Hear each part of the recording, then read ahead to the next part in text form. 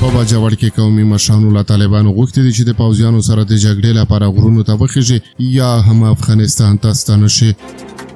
سلیمان ستړي مشي وخت مو په خیر په مکړه د اراوند ټي وی یوټیوب چینل څخه د نن ورځې تازه او مهم خبرونو ته.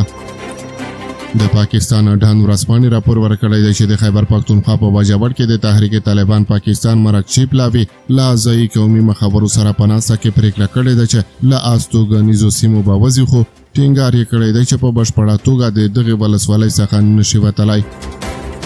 په راپور کې راغلی دی چې د باجوړ د سولې جرګې او د تحریک طالبان پاکستان غړو ترمنځ د خبرو اترو دویم پړاو چې موخه په بشپړه توګه له یادې ولسوالۍ څخه د یادې وسلوالې ډلې وتل و د شنبې په ورځ پای ته ورسېده.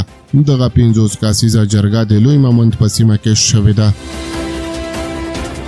تحریک طالبان پاکستان د جمعې په ورځ د ناستې پر مهال له جرګې څخه یوه ورځ وخت غوښتی و څو د دوی دوه غوښتنې له خپلې مشرانو سره شریکې کړې. په دغه غوښتنو کې یوه غوښتنه دغه هم وه چې دا دغه ډلې غړي باید افغانستان ته ستانه شي، او دویمه که غواړي له پاکستاني پوځیانو سره وجنګېږي باید له کلیو څخه ووځي او غرونو ته د جنګ لپاره وخیژي. د جرګې مشرانو نیوکه کړې وه چې د دواړو لوریو ترمنځ جګړه کې ځایي ولسي وګړو ته مرګ ژوبله اوړي. ډان ورځپاڼې لیکلي دي چې د دواړو لوریو ترمنځ شوې جرګه کې کوم ځانګړی پرمختګ نه دی تر سترګو شوی.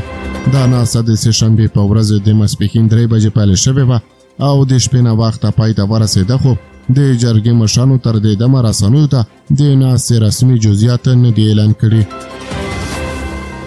یادې ورځپاڼې د خپلو سرچینو په حواله لیکلي دي د پاکستاني طالبانو مشرانو د سولې جرګې غړو ته ډاډ ورکړی دی چې دوی به په سیمه کې سوله ییز پاتې شي. همدغه راز ویل شوي دي چې د باجوړ د سولې جرګې مشر صاحبزاده هارون راشد له یو شمېر نورو غړو سره یو ځای د لوړپوړو حکومتي چارواکو سره د خبرو اترو جزئیاتو شریکولو لپاره لیدلې دي او هیله یې ښودلې ده چې خلک به ډېر ژر مثبت خبرونه واوري.